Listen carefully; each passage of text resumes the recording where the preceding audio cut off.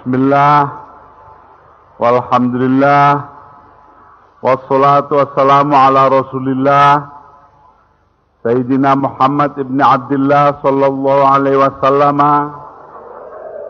wa ala alihi, wa sahbihi, wa man tabi'ahu wa walah, wa la hawla wa la quwata illa billah. Ulama anal kiram, wa habaibana al-afadil, wa zu'ama'ana al-a'izza,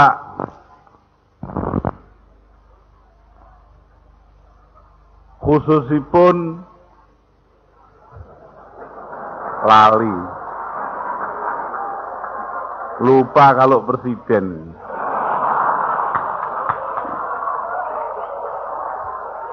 Ya ini oleh-oleh milihmu balik jadi presiden.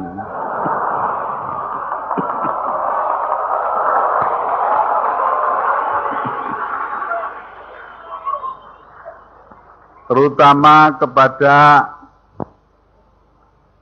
keluarga besar Pondok Pesantren Tegalrejo, khususnya kepada para pengasuhnya yang dipimpin oleh Kiai Abdurrahman Khudori, yang dulu waktu saya mondok di sini terkenal dengan nama Mas Dur.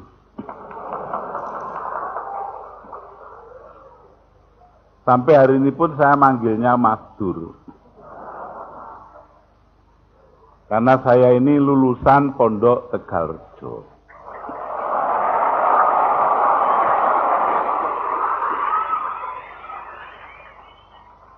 Pondok ini telah memberikan kepada saya banyak pelajaran dalam menempuh arus kehidupan. Tetapi terutama pelajaran yang terbesar adalah rasa kemanusiaan yang harus tumbuh pada diri kita. Saya dengar di sini bahwa adik Kiai Abdurrahman Khudori manggil saya dulu Mas Mo. Itu kalau dimintai orang pangestu mendirikan masjid, jawabnya selalu, apa tempat sampean sudah ada gamelan?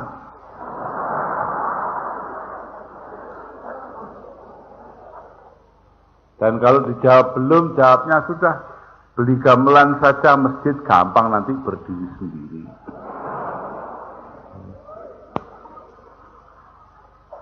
Ini artinya apa?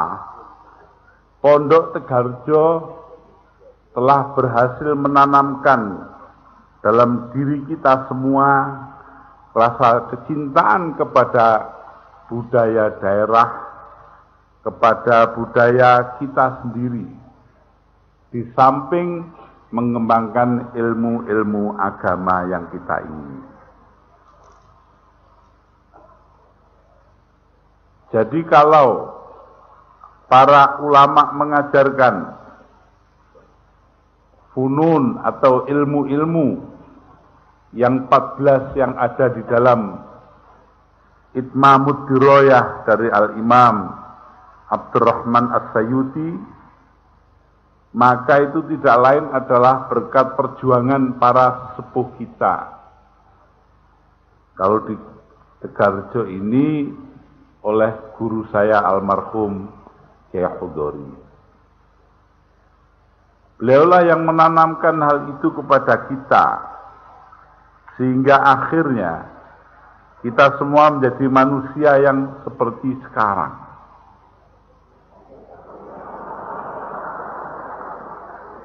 Kalau kita baca risalah doktor dari Saudara Bambang Pranowo di Amerika Serikat, di Australia, ya, jelas betapa orang-orang yang dulunya dianggap ndalbo, dianggap tidak karu-karuan, dimong oleh almarhum Kiai Khudori, sampai akhirnya menjadi muslim yang standar. Coba toh kita ingat ditepus. Oh, guyu bilang tepus. Saya di sini nih hafal semua. Lor sana ada macanan.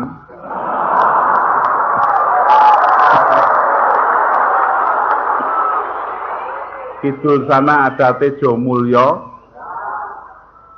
Kalau kita ke timur terus ke Balak, apal kabeh. Apalagi dekat sini ada desanya Kiai Idris, namanya Pekalongan. Ya ini semua apal, saya lama di sini 2 tahun setengah. Apal adiknya Kiai, ada yang jahit namanya Dendul, entah masih hidup entah masih tidak. Nah, semuanya itu masih ingat semua kok saya itu. Yang tidak pernah saya buka-buka cuma belingnya saja. Tetapi bahwa dengan kemanusiaan yang tinggi, akhirnya almarhum Kiai Khudori berhasil membawa mereka kepada standar keislaman yang kita kenal, tanpa menghilangkan budaya daerah mereka. Ini yang menurut saya paling penting. Kalau tadi Kiai Abdurrahman Khudori, yang Kiai ya harus dipanggil Kiai, masa tetap Mas saja. Itu bercerita bahwa dari zaman Wali Songo, bahkan ditarik dari zaman Sunan Raden Rahmatillah, maka ilmu-ilmu yang dibawa oleh para kiai itu adalah bagaimana memadukan budaya daerah dengan ajaran agama sekaligus. Ini yang dulu. Kita ingat zaman Kiai almarhum Kiai Khudori Tegarjo. Tidak pernah imtihan kalau tidak ada bosen. Tidak ada model-model budaya setempat.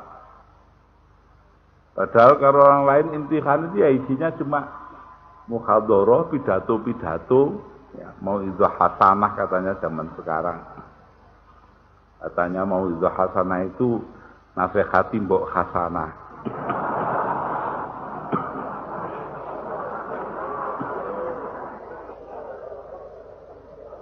Nah itu dulu itu begitu, di alun-alun sebelah lor sini ini dulu namanya Pak Zaid, pinter naik sepeda sirkus itu. Ya. Nah sebagian saya tuh nonton boxen, nonton sirkus itu, ya bagian nonton-nonton sajalah. Ya. Itu semua ya kita jalani di pondok ini karena kiainya menghendaki antara budaya daerah dan agama itu menjadi satu, tidak terpisah-pisah. Ini warisannya para wali songo yang terpelihara terus di pondok-pondok pesantren. Inilah yang mungkin oleh Kiai Abdurrahman Khudori tadi dinyatakan sebagai pondok pesantren harus tetap ada, harus dikembangkan sejauh mungkin.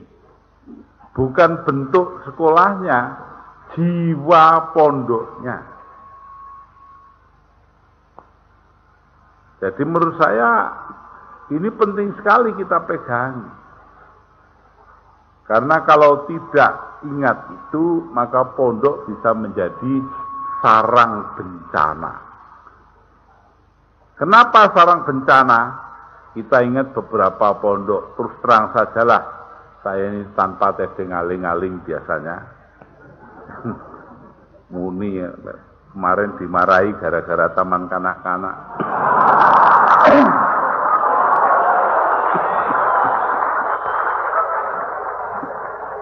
Tanpa tedeng aling-aling saya bilang, Pondok Ngeruki yang dipimpin oleh Sungkar itu melupakan ajaran nenek moyang kita. Quran hanya diambil separuh,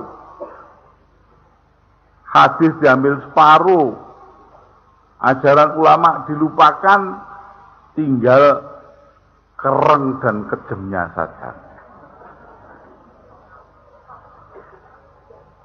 Padahal pondok yang besar-besar seperti Pondok Tegalrejo ini, tasamuh atau toleransinya kepada orang lain sangat besar.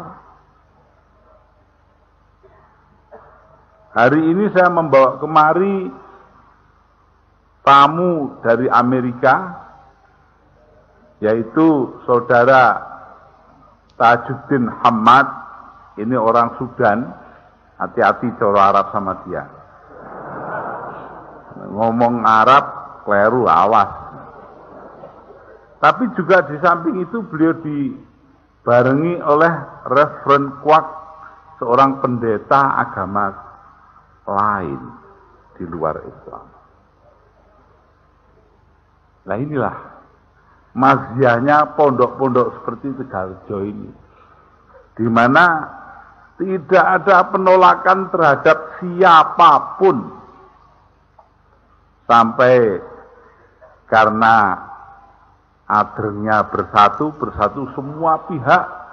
Tadi Kiai Abdurrahman Khudori menyatakan yang penting urusan bangsa, perbedaan tidak penting, itu mafhumnya begitu. Sehingga NU Muhammadiyah apa itu tidak ada urusannya.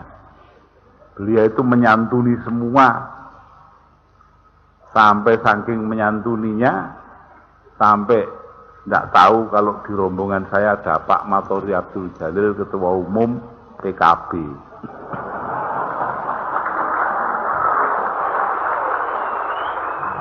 Padahal Kiai Abdurrahman Khudori ini Rais Majelis Syuronya PKB Jawa Tengah. Ini ya saking adrengnya dengan yang bersifat nasional. Dan Pak Matori juga begitu. Artinya mengimbangi tuntutan dari bawah itu dengan kiprah beliau untuk kepentingan nasional, sampai diarani dia itu pendukung Megawati Soekarno Putri dan bukan pendukung saya. Padahal saya yang minta Pak Matori untuk tetap mendukung Mbak Megawati sampai lebur. Ya sebabnya mudah saja. Karena waktu itu saya sendiri pun menginginkan Mbak Mega menjadi presiden. Karena dasarnya bukan apa-apa, ini dasarnya karena usul fikih. Nah, loh, ketawa. Padahal di fikih itu ada yadurul hukmu ma'ilatihi wujudan wa adana. Hukum itu ada atau tidaknya tergantung kepada ilatnya. Lah ilatnya jadi presiden kan menang pemilu. Nah sing menang roh kan. Jadi kalau sekarang milih orang yang tidak menang pemilu jadi presiden, rasakno dhewe.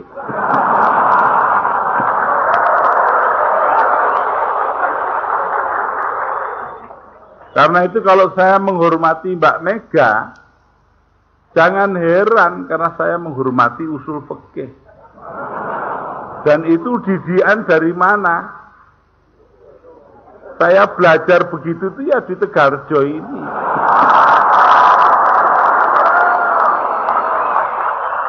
Saya masih ingat tadi kurikulum yang dibilang oleh Kiai Abdurrahman Khudori. Yaitu di bawah kita belajar Safinatun Najah. Lo nguyu, mesti ya. Kemudian setelah itu yang kedua itu Amriti Nahwu itu, ya. Kemudian yang ketiga Alfiyatu bin Malik dengan Minhajul Qawim. Yang keempat itu tahun keempat itu Jahrul Maknun dengan Fathul Wahhab. Yang kelima itu Qalyubi wa Umairah atau Muhalla, disertai oleh Jauharatul Maknun. Yang kelima itu yang keenam itu belajar usul fikih Lataiful Isyarat. Saya ngaji usul fikih itu ya cuma Lataiful Isyarat itu tok, kena gawe sangu politik sak urip-urip.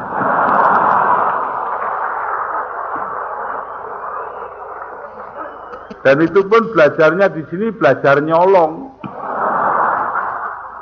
Artinya nyolong bukan kelas saya. Kelas saya itu kan kelas 3. Tapi saya belajar Lataiful Isyarat, diam-diam dengerin. Ya. Di antara guru yang saya hargai di sini dulu adalah yang sangat mempengaruhi saya itu Mas Munir Tegal Randu. Sudah wafat beliau. Mas Khalil Nusuan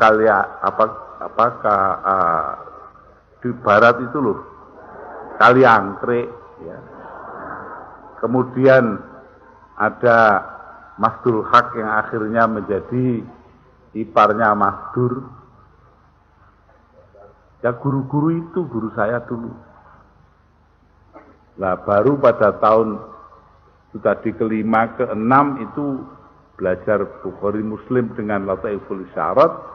Tahun ke-7 baru belajar Ihya Ulumuddin 4 juz khatam bareng. Saya itu banyakan nyolong. Bukan kelasnya tapi mempelajari itu. Sambil membaca buku-buku lain. Tidak tahu apa masih ada yang ketinggalan di sini apa tidak. Sebab saya juga belajar di sini, belajar buku-buku, di antaranya tulisannya Vladimir Ilyich Lenin, ya, yaitu penyakit kiri kekanak-kanakan. Kalau mau jadi pejuang, jangan sok mau hasil pada waktu kita hidup. Mungkin kita sudah mati, baru berhasil. Juga belajar dari Mao Zedong, yang akhirnya dikenal Mao Zedong, kekuasaan lahir dari laras senapang.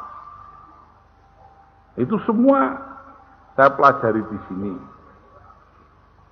Entah, yaitu sekali lagi apa entah masih ada entah enggak buku-bukunya di sini. Saya tinggal pokoknya di sini. Tapi di samping itu saya juga membaca cerita-cerita silat. Masih ingat saya tuh ngambil tiap minggu turun ke Magelang ngambil buku, mengambil majalah Star Weekly, di mana di dalamnya itu ada cerita tentang judulnya Kim Chua Kiam, tentang Wan Chin-chi, ada Cinoto ini kan. Nah itu, ya itu tiap minggu saya turun ke sana, terus balik bawa majalah itu baca itu. Itu semua mengingatkan saya pada masa-masa berada di Pondok Pesantren. Masa-masa yang dikatakan orang masa formatif. Saya umur 15 tahunan, ya, tapi mempelajari itu semua yang ilmu agamanya maupun memperhatikan bagaimana almarhum Kyai Khudori memperlakukan orang dengan demokratis dan dengan keterbukaan yang luar biasa. Semua itu memberi bekas yang dalam. Kalau sekarang sampai jadi presiden itu ya banyak warisan dari dia.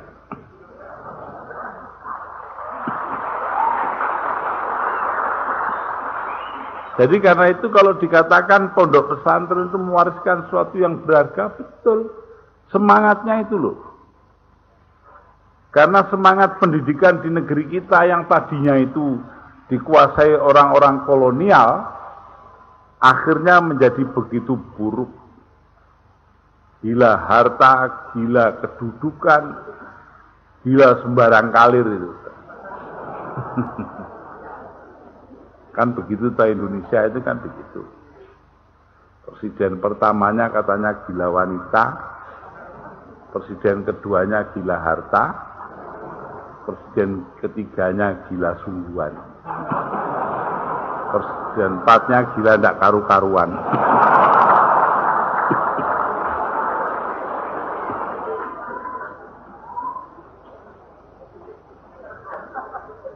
Nah itu.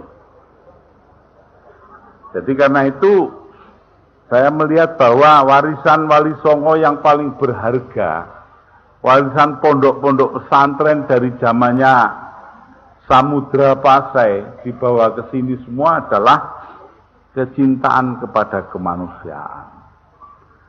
Dan ini datangnya dari negeri yang juga cinta kemanusiaan, negeri Arab. Yang gersang seperti itu tapi cinta kepada kemanusiaan. Perhatikanlah orang seperti Imam Al-Farahidi, Al-Khalil Ibnu Ahmad Al-Farahidi, Sahibu Qamusil Ain, menulis buku Qamusul Ain, 2 jilid, Kamus Al-Ain, dimulai dari huruf Ain, 2 jilid. Ini adalah baboknya ilmu, karena dia mengambilnya dari mana? Dari filsafat Yunani. Imam Khalil yang tiap 3 hari sekali khatam Quran dengan cucuran air mata, ternyata di dalam kamusnya menunjukkan kemampuan menguasai filsafat Yunani. Loh, ini yang harus kita pelajari. Begitu juga seterusnya ke belakang. Beliau melahirkan murid-murid seperti penulis-penulis besar kita. Al-Jahiz, Kitabul Hayawan, yang 4 juz itu. Begitu juga Abul Abbas Al-Mubarrid dengan kitabnya Al-Kamil. Dan baboknya kitab Nahwu karangannya Imam Sibaweh. Itu semua murid-murid dari Imam Al-Khalil Ibnu Ahmad Al-Farahidi. Orang tua renta yang tiap 3 hari sekali khatam Quran dengan cucuran air mata, tapi tidak pernah melupakan budaya daerahnya.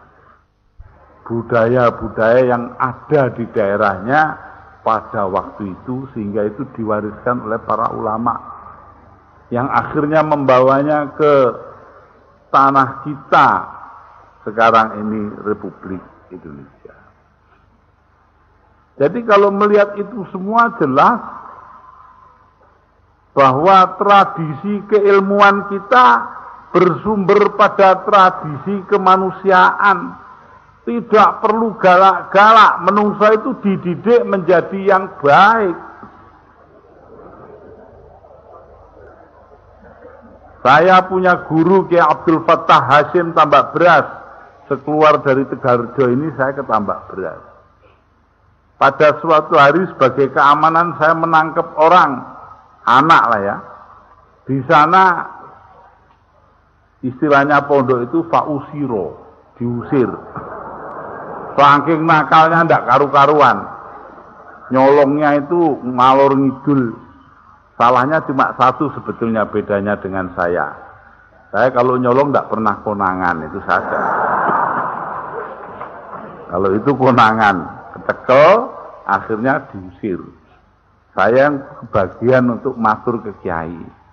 Saya matur, anak ini tidak baik, namanya ini akan dikirimkan pulang. Jawab beliau sangat mencengangkan, bagaikan jawaban dari almarhum Kiai Khudori Sekarjo.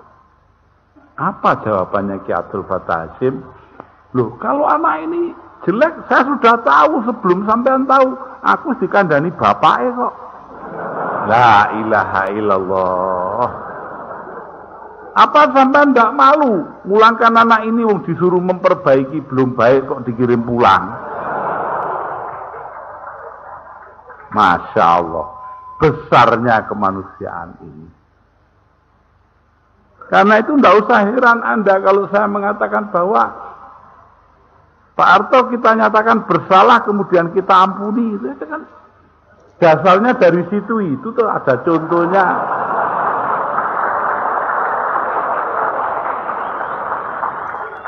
Sebab kalau salah semua juga punya salah kok repot-repot. Sak negara salah kabeh. Ini. Jadi kemanusiaan satu dari almarhum Kiai Khudori Tegarjo, kedua dari almarhum Kiai Abdul Fattah Hasyim. Mondok cuma di 2 pondok ini, mondok teratur lah ya. Yang lain kan mondok posoan saja. Itu saya dapati bahwa tradisi kepondokan ini adalah tradisi kemanusiaan. Coba toh contoh, kita ambil contoh almarhum Kiai Khudori Tegarjo. Seorang anak dulu di sini ini tidak tahu sekarang ya. Air itu datangnya dari atas pakai pelempem. 4 kilo dari Tejo Mulyo sana itu. Saya juga sering ikut jaga pelempem. Ada anak nyolong bebek sampai ke atas. Beles di atas. Terus dimasak, dimakan bareng-bareng. Dikiranya tidak ada yang tahu. Ternyata bulunya bebek itu terus sampai turun ke bawah sini. Mentok. Akhirnya keamanan juga tahu. Lapor kepada kiai, ada orang nyolong bebek, nyolong mentok, dibeleh di atas. Kiainya diam saja, seolah-olah tidak ada apa-apa. Anaknya yang sekarang menjadi kiai besar itu, ya, itu juga tidak ngerti kalau kiainya tahu. Sampai akhirnya ngaji naku, kalau dulu ya, Kiai Khudori itu ngajinya itu di Langgar itu, ya. Kemudian di sana beliau menerangkan dengan papan tulis, sudah itu namrin atau menanyai anak-anak. Yang ditanya itu duduk di lantai, kemudian kalau ditanya berdiri. Yang lain duduk di lantai, dia berdiri. Dengan tenang kiainya 2 bulan menunggu sampai dia menerangkan alam. Nama itu loh, ada proper noun, ada general noun, ada personal noun ya. Nah itu kiainya bilang, ya, alam itu ada 2 macam, alam jenis, alam syakhs. Nama jenis atau nama perorangan, nama personal name ya. Nah, kemudian diterangkan itu semua, lalu timbul pertanyaannya, coba sekarang Fulan berdiri dia mendengarkan pertanyaannya itu apa? Ini bagian nyolong mentok tadi itu. Coba jawab, mentok itu alam syakhs apa alam jenis? Nama umum apa nama khusus? Langsung anaknya ndeprok jaluk sepuro di depan kiainya. Lo ya gini ini lo, ndak langsung muring-muring, ndak langsung marah-marah, bisa nyimpen 2 bulan kiainya itu ajar. Kalau tidak cinta kepada santrinya, tidak akan mungkin itu terjadi.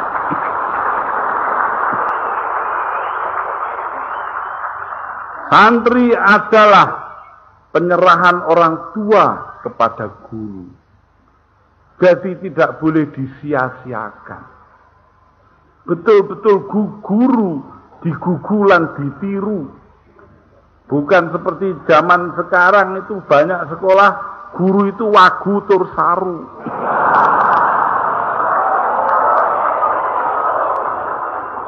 Jadi karena itu saya setuju dengan Ya Abdurrahman Khudori tadi.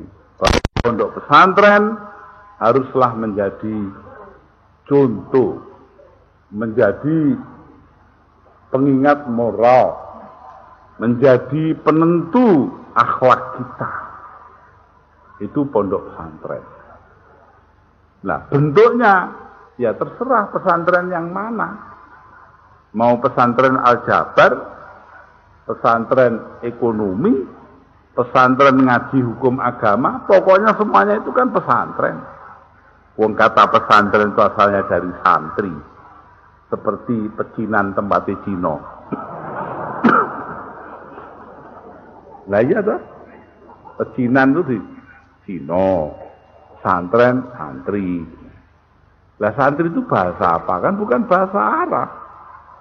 Itu adalah bahasa Pali, santri, yaitu orang yang mengerti kitab suci. Loh, mengerti kitab suci artinya mengerti Al-Quran, turutannya atau ikutannya mengerti hadis.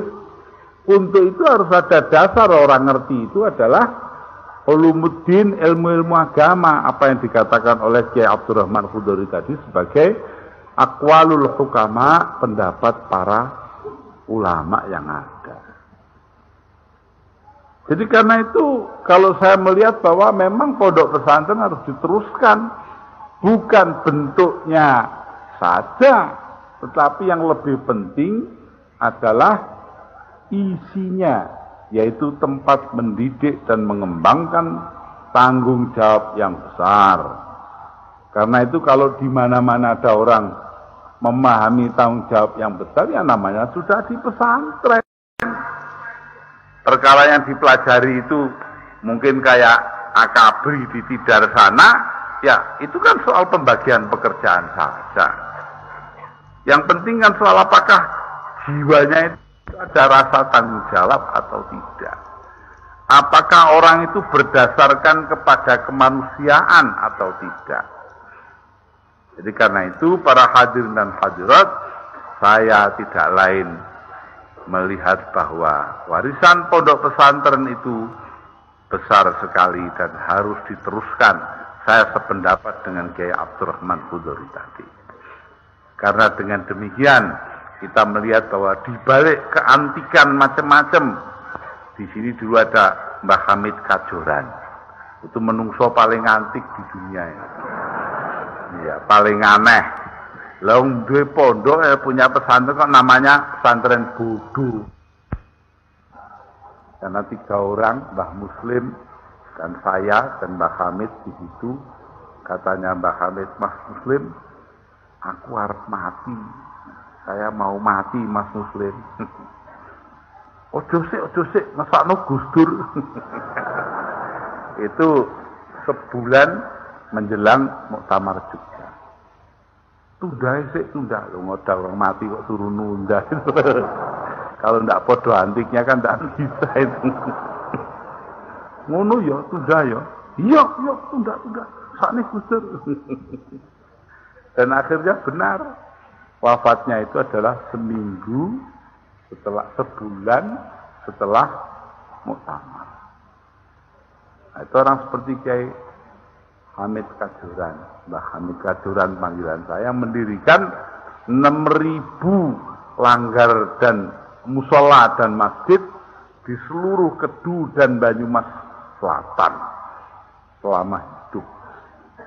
Coba orang mendirikan 6.000, wong kita bikin satu aja tidak jadi-jadi. Ini warisannya. Kemanusiaan beliau itu loh, mikiri orang lain. Bikinkan pondok, bikinkan masjid, bikinkan langgar. Belum kita lihat kiai-kiai lain. Banyak yang antik-antik juga, seperti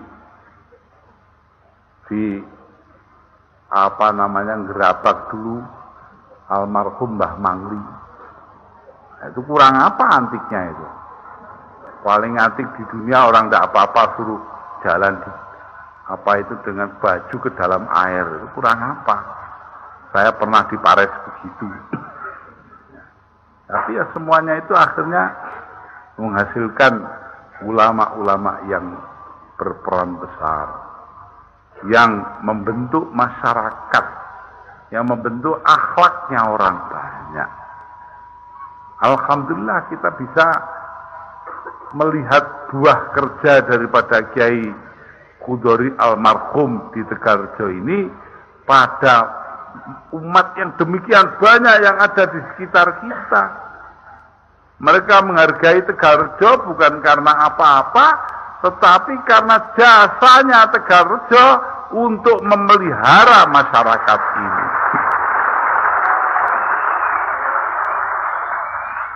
Jadi karena itu saya melihat dari situ, tidak usah jauh-jauh. Mungkin Tegarjo tidak akan menghasilkan doktor, tidak menghasilkan ME, tidak menghasilkan sarjana. Kalau toh bahasa asing paling yang ngomongnya, yang satu ngomong Qul huwallahu ahad, satu jawab Allahu somad. Ngomong-ngomong cara Arab katanya.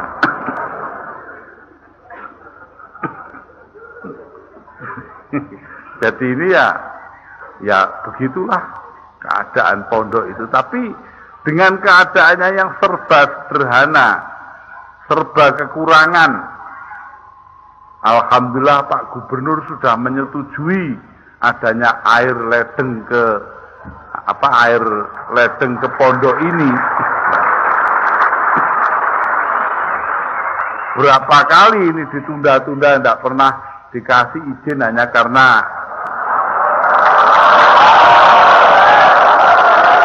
karena waktu itu gubernurnya keliru. Yang boleh, wong bukan nabi kok ya keliru ya biasa. Wong presiden aja bisa keliru, masa gubernur enggak? Maka ya waktu itu kan sederhana saja toh, supaya Kiai Abdurrahman Khudori tidak ikut P3 gitu saja toh. Alhamdulillah sekarang maka pondok ini telah menjadi rahmatan lil alamin. Karena itu saya terkenang itu semua kembali kemari. Tidak lain tidak bukan, kita harapkan mudah-mudahan pondok ini akan berlanjut terus. Tegarjo akan berhasil membentuk manusia-manusia yang berkemanusiaan, tetapi juga memiliki pandangan keagamaan yang luas. Begitu juga menguasai ilmu-ilmu agama yang ada. Dengan demikian maka tidak sia-sialah pendiri pondok ini walaupun baru 2 generasi, tetapi akan berjalan terus. Beliau-beliau itu membawakan misi merubah masyarakat dengan cara beliau-beliau sendiri, mewarisi Joko Tingkir di Pringgoboyo dan para wali 9 di Jawa, tapi ini juga mengambil dari tempat-tempat lain. Ini karenanya maka saya tidak lain tidak kurang, mudah-mudahan kita bisa memelihara pesantren ini menjadi pesantren yang besar, yang banyak manfaatnya bagi masyarakat daerah ini, dan terutama menghasilkan keluaran-keluaran yang semuanya menjadi kiai. Allahumma amin. Karena itu saudara-saudara, saya ini cukupkan pidato itu di sini karena saya tidak dalil, presiden kok dalil.